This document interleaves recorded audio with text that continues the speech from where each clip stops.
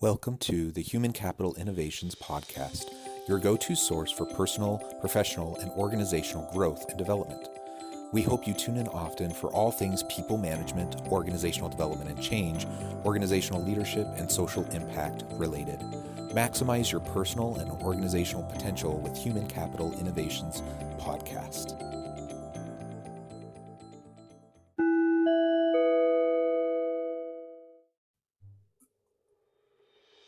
Welcome to the Human Capital Innovations Podcast.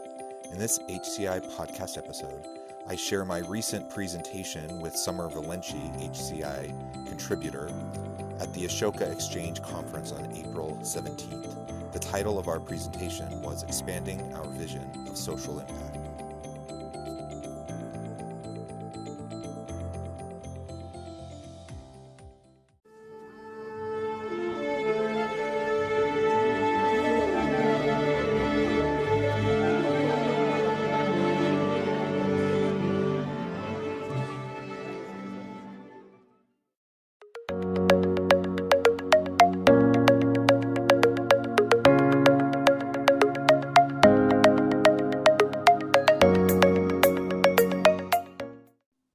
Okay, here we go.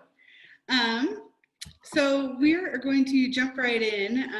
The reason we proposed having this conversation kind of grew out of a conversation that started at the it might have started before, but I was a part of it in the 2019 Ashoka conference. It was kind of this ad hoc group that just came together to meet at the end of one of the days in San Diego, and it was kind of having this conversation about how do we expand our vision of social impact. It might not have been, there's lots of different terminology that we use: social enterprise, social entrepreneurship, social innovation.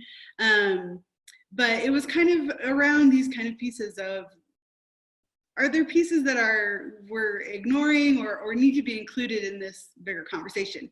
And we have adopted a new framework, which we'll talk about today. So anyways, we just wanted to continue the conversation from last year. So my name is Summer Valente. I am the director of the Center for Social Impact at Utah Valley University. And I have my colleague John with me on the call today.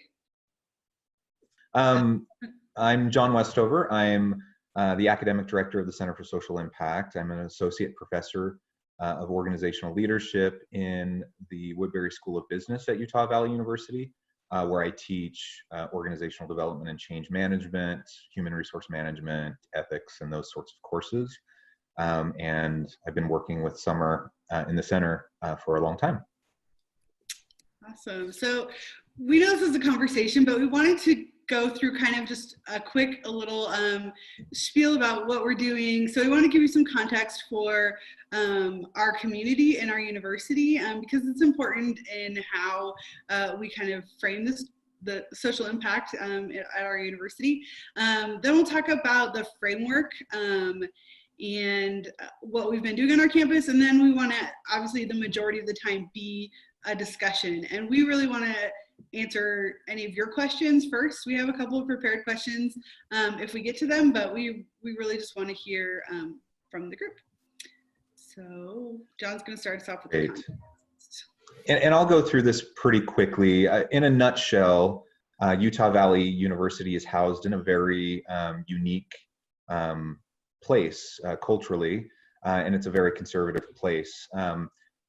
In terms of demographics, it's very white, 89% white, a little under 11% Hispanic.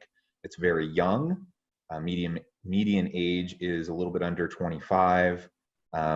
And so much of the population is under the age of 18. So our public schools, our universities are all growing and expanding, while perhaps that's not the case in a lot of other parts of the country.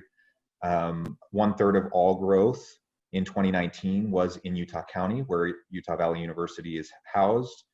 And Utah ranks second in the nation for job growth. And so we have, in addition to high birth rate in the state, we have a lot of in-migration with people coming for tech jobs and other sorts of entrepreneurial endeavors along Silicon Slopes. There we go. And as I alluded to, we're very conservative.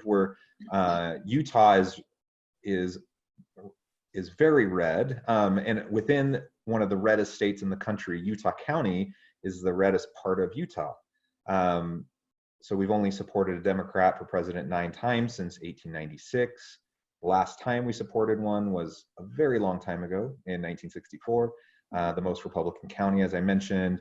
And so in a place like Utah County, words like social change, anything related to social justice, these are all dirty words. These are taboos that the average person wouldn't dare say or wouldn't be comfortable affiliating with because of the very conservative culture that we're in. In terms of Utah Valley University, we're the largest public university in the state, a little under 42,000 students. We're dual mission. So that means that there is no other community college in the area. So we serve both a community college function and a comprehensive university function, from certificates of proficiency all the way up through master's degrees.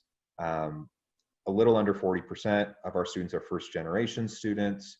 Most of our students work a significant amount. There's about 40% tend to be married. They have children.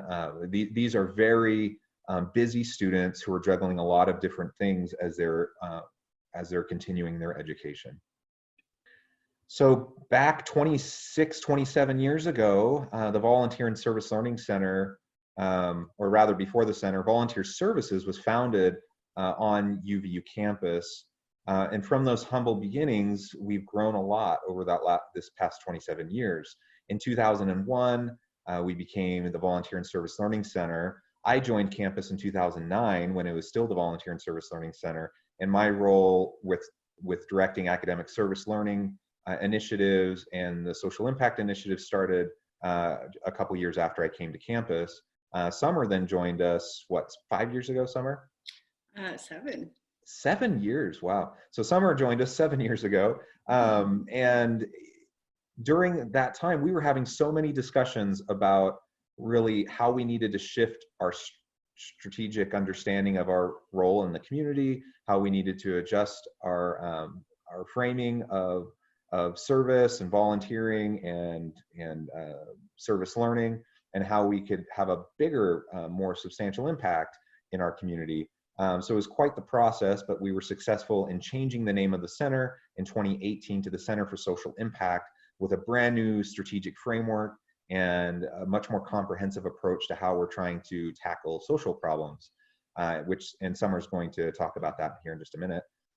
We are unique on campus that we're really the only functioning academic affairs and student affairs partnership for this kind of an initiative. I report up through academic affairs in the Office of Engaged Learning, and I oversee all the academic service learning programming. And Summer reports up through student affairs and student life and VPs on that side. We're a very successful partnership. We've been tight-knit for years and years. Since I've been involved, I've seen that tight partnership. We coordinate between the curricular, co-curricular, and extracurricular activities for students very successfully. And really, I believe we're a model for our campus in terms of successful academic and student affairs partnerships.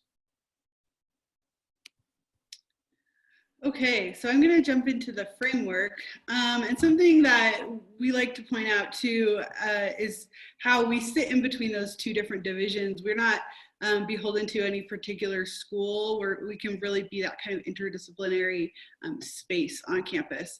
So our mission is to develop active citizens who make social impact in our communities. And our definition of social impact is a significant positive change that addresses a pressing community-identified social issue in a sustainable and just way. And this is a working definition, but this is where we're at right now when we're defining this for our students. And our framework basically combines kind of these two models of thinking. This is the pathways of social impact. That's what we call them. They were developed by kind of a working group that Stanford University is a big part of, Berkeley. Stanford calls them the pathways of public service. They really don't care what other people call them. They really are interested in kind of framing this work in these pathways. And so when we discovered these many years ago, we were really excited about how clearly they outline these different pathways, so ways that we really make this impact in our community. So the pathways are direct service, community engaged learning and research, social entrepreneurship and corporate social responsibility, policy and governance, community organizing and activism, and philanthropy. And when I'm talking with students and kind of introducing these concepts, it's really an easy way for them to grasp the many ways that they can address any social issue in a variety of ways. I like to say we're never going to volunteer our way out of hunger. Do we need volunteers at the food bank? Yes, we need that direct service going on. But we also need to create policies. We also need people to be donating money. We need to research what's going on. Where are food deserts? All of these pathways really have to work together in order to make that final impact. And it's like I said, students really respond well to these pathways, and it really helps break it down so that they can see themselves as where they can kind of play in this role. The other model that we've combined in this framework is the active citizen continuum, and this was developed by a nonprofit organization called Breakaway, and they kind of developed these 4 stages of citizenship, where you're a member, not very concerned with your role in social problems, a volunteer, well-intentioned, but maybe not educated about social issues, moving to a conscientious citizen. They're really starting to be concerned about discovering those root causes, asking why, and then all the way up to a citizen, active citizen, where community really is a priority in their life, and they're willing to look at kind of those systemic changes that need to be made.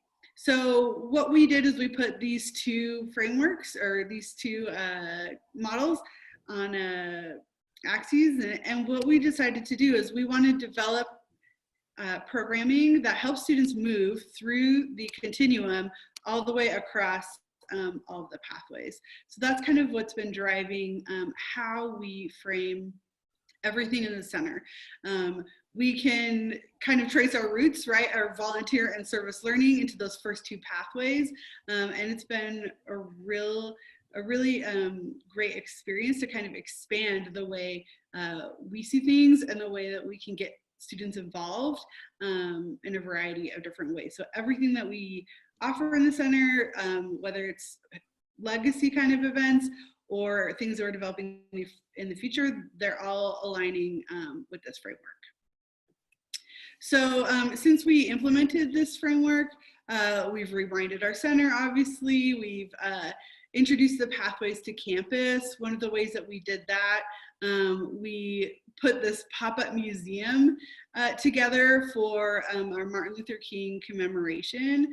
And it was a great way. We illustrated the civil rights movement through the pathways. And so we set up these displays, and the response was so positive. Students loved being able to break down a huge movement into these pathways, and that was one of the ways we kind of introduced it. We are mapping all of our programs, community partners, courses, all of our programming to it as well. We're developing our assessment strategy, and we've launched some new programs within this framework. We have something called the SIM Lab, our Social Impact Metrics Lab, Social Impact Incubators, and just everything that we are designing and developing, we put onto that framework so students can understand how they can make that impact, and it helps us just really kind of cement in their minds how they can make a difference. All right, so that brings us to the point where we want to open it up.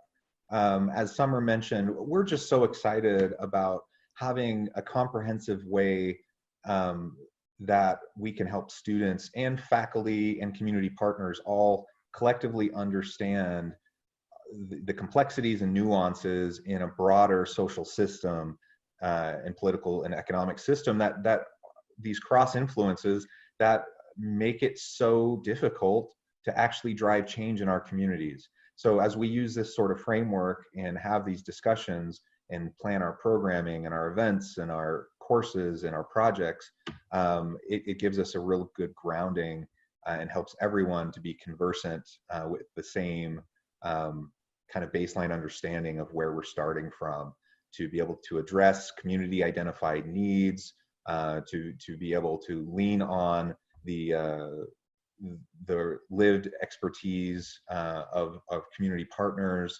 and to be able to augment, with the skill sets that we bring to the table from, the faculty side and from what the students are learning in their disciplines on campus for curricular, co-curricular, and extracurricular offerings. So we want to open it up now for any of your questions, thoughts, comments, and then depending on time, we have some questions that we've also prepared that we can pose for discussion, but we'll start with all of you.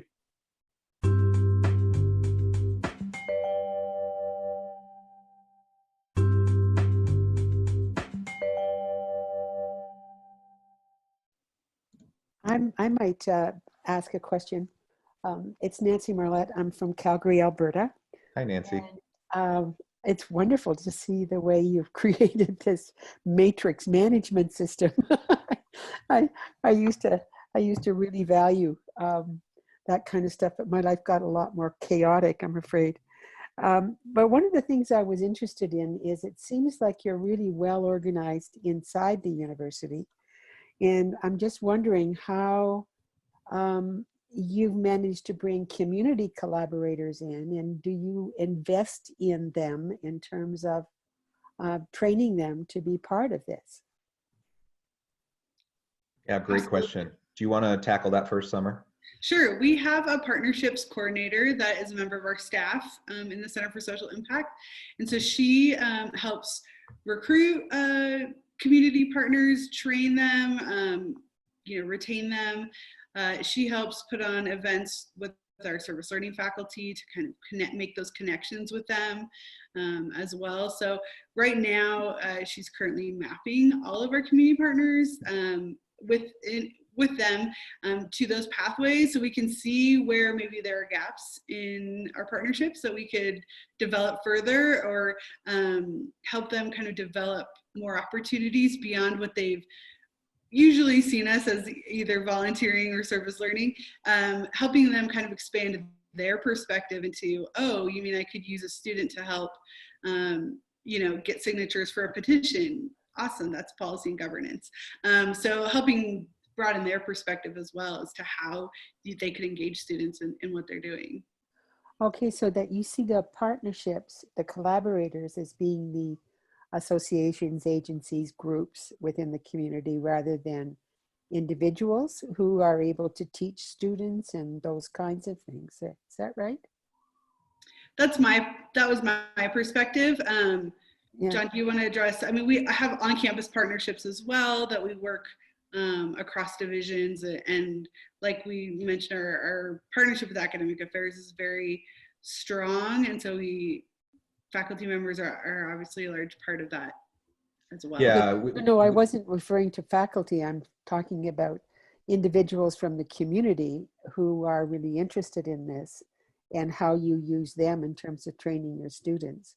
Because I really saw in that continuum the opening for that, Absolutely. Yeah, I think on the curricular side, it just depends. So we have, for example, in the courses that I teach, where we do these types of projects, we do work with community organizations, nonprofits, agencies, whatever, and the students work on consulting projects. In my discipline, they're working on organizational development and change management types of projects for these organizations. And I bring in guest speakers, experts from the community, from local businesses who have specialty in, whatever type of specific thing the students might be working on. with that partner organization.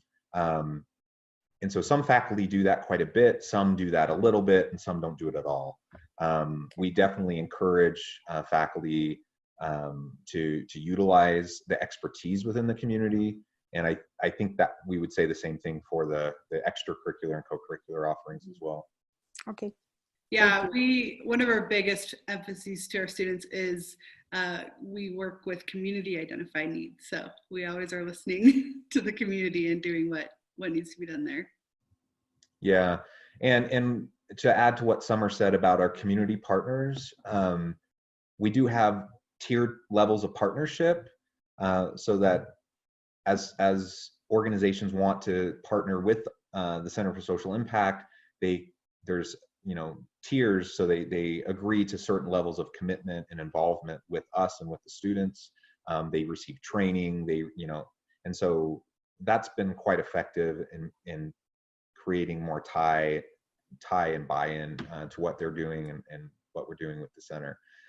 What Summer also mentioned, though, is also true, that I think historically a lot of these community partners don't always recognize how we can utilize different pathways to approach the challenges that they're trying to face, right? So you have a nonprofit that's focused on adult literacy issues, for example, and they may be really used to trying to get volunteers to be tutors, to do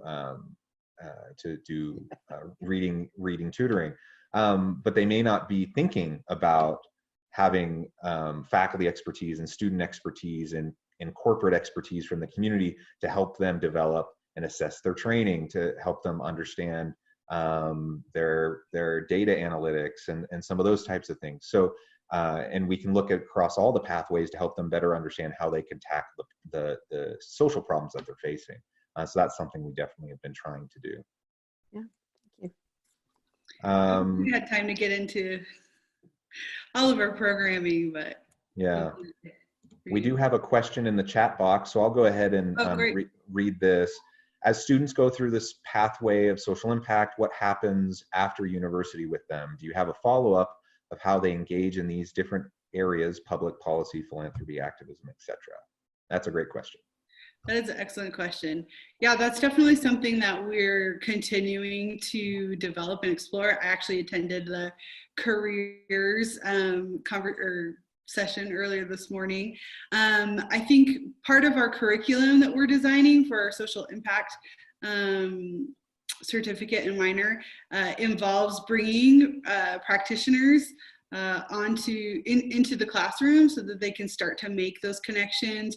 And then I would love to collaborate with the internship office and really help kind of put some good framework around those opportunities, because right now it's not something it's a high priority for our internship office, I would say. But I think it's something that students are more and more interested in, for sure. And so we definitely want to help in that transition to career. And we're hoping, as we get this curriculum approved out of our center, that we can really start to contribute to the progress of the field, where people are recognizing that this is something that you want to study and can get a degree and a job in, and progress.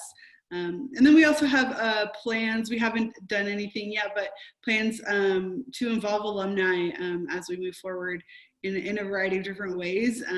We feel like, just like how students and community partners can kind of see themselves in these pathways, that it'll be really helpful framework to engage alumni in as well. Another question, Nancy asks, what is an internship? Is this a paid contract or an experiential learning agreement? Oh, internships can be yeah. whatever you want to make them, right? Yeah, I think it depends on what we're talking about at the university. Generally speaking, at the university,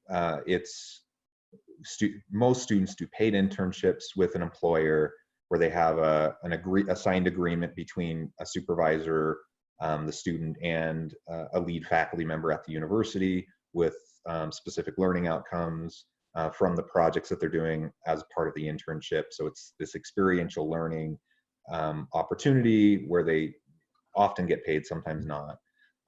So that's an internship. But a lot of times what we've seen is that students who are involved in these social impact projects or these service learning projects with organizations as part of their coursework, where they're doing free projects, they're not getting paid for them, that oftentimes those experiences then lead to paid internships or to paid job offers after the course is over. And so that's something that we're really proud of, to see that kind of a positive professional impact for students as they go through these various experiential learning opportunities. Jim McKinley, I'm in I'm a connector and been involved with Ashoka for quite a while. I really also enjoyed your continuum and think it's well designed. Make verbally a brief reference to systemic change. I didn't see it on your continuum, systemic, and I just wondered how you position systemic change, which really is the ultimate impact, in my view, and whether you look at it that way, how you position it in your curriculum. Yeah, we try to approach everything from a systems perspective. And so we see, for example, the 6 pathways as different pieces of the system, right? And so we want to look cohesively and holistically at social problems from a systems approach. We also do a lot with equity design thinking and try to incorporate that into our courses and programming and experiences for students. Really, we don't want students coming away from involvement with the center thinking, service is fun, I'm going to go do some more service and that will solve all the world's problems. Now, if they want to do service and they think it's fun, that's great, but that's not going to solve all the world's problems. And so we need to be much more comprehensive in our approaches. And as we try to educate the students about the framework and about systems thinking and about equity design thinking and these sorts of approaches, we found some good success. And the students get really excited about it because they start to, millennials and Gen Z students, they want to make an impact in the world, and they don't want to wait until later in their career to do it. They want to do it now. And so when students see that they have the tools to do it, they get really excited. And that leads into some of our other programs like the Sim Lab and the Social Impact Incubators and some of those sorts of things where students have the opportunity to pitch projects, get funding to carry out the projects and those sorts of things. Yeah, it's really embedded in everything we do. And that continuum, I think there's something that's a little different about it is that we're focusing on the person and their development, developing a student into an active citizen. So I would hope that, if they reach that point, they would fully understand what systems are, how to address them, and understand these levers of the pathways to really make those changes. Yeah. It looks like we're almost out of time. We do have another question in the chat window, so I'll pose that real quick. Do you have or have you developed social impact measurement tools, models, indicators? Great question. We're always working on that. We do have various assessment tools that we have used in the past. It depends on what type of outcomes you're wanting to focus on, right? You could have economic development instruments, you could have attitudinal change, if you're talking about political, the political pathway, there's all sorts of different things that can be used. And we're always trying to identify different existing measurement tools and assessment tools, but we're also trying to develop them. And one of the things that we do in our Sim Lab, the Social Impact Metrics Lab, is that we work with partner organizations like local nonprofits to try to help them identify what their objectives are, what data they have, where the gaps are in terms of the data they have versus what they need to really know if they're accomplishing the objectives that they have. And then we help them to establish mechanisms to collect the needed data, to assess that data, and have that feed back into how they run their programming and their offerings, right, for the services that they provide. So that's something we're always working on, and I know that this is something that everyone's very interested in. I'm not aware of anyone having cracked that nut completely, and there's really no silver bullet to it. It just so much depends on what the specific issue is and the specific types of outcomes that you're wanting to measure. But there's lots of methodologies that can be utilized. Nancy asks, I just went to the view. Nancy asks, how are you changing what you call a conservative political culture? We're not changing the political culture per se, but we're working well within it. And so that's really, as we were trying to rebrand the center and incorporate the pathways, we had to do that within this context, and we understood that some terminology would be a non-starter. Like, people just would distance themselves. University administrators would distance themselves. There'd be funding implications. Partner organizations, individuals in the community would not want to associate with us unless we framed things in a way that they could get behind. And so there's a lot of strategic thinking behind the approach we took to get university buy-in to how we've rebranded the center and changed the name and our new pathways and strategic framework. And that's an ongoing battle, but I feel like we're doing pretty well with it. Do you want to add anything to that, Summer? Yeah, we basically had to sell it that we're teaching students how to do this work. They get to determine for what social issue and from what perspective. We obviously teach ethics and values and those kinds of layers to make sure that it's, in the right direction. But we really emphasize those, that we're teaching the how students engage, and we're not evangelizing or pushing a certain agenda necessarily, because of our culture on campus. That was the only way we would be able to make this happen. When we told our colleagues around the state that we were going for the name Social Impact, the Center for Social Impact, they laughed at us. They said, "You're never going to get that." They was like, "Do you know where your university is located?" And we said, "Yep, we're going to do it." So those kind of strategic conversations that John mentioned is how we were able to convince them. Sounds like everyone a change maker. Kind of. I think so. Yep. Like everyone. Yep. Well, thank you so much for participating and staying with us these last few minutes. Yes, thanks everyone. We know we're over time.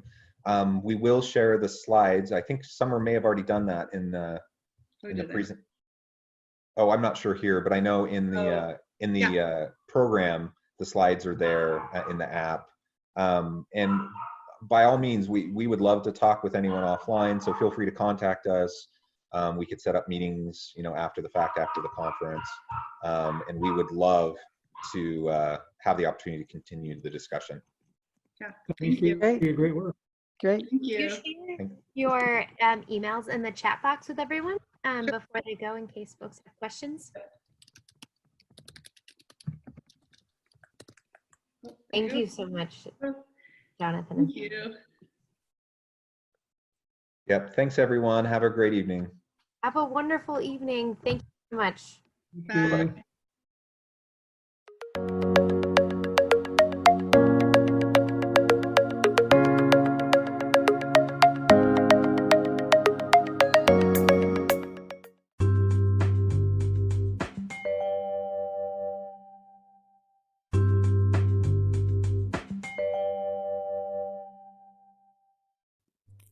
Thanks again for joining us for this episode of the Human Capital Innovations Podcast.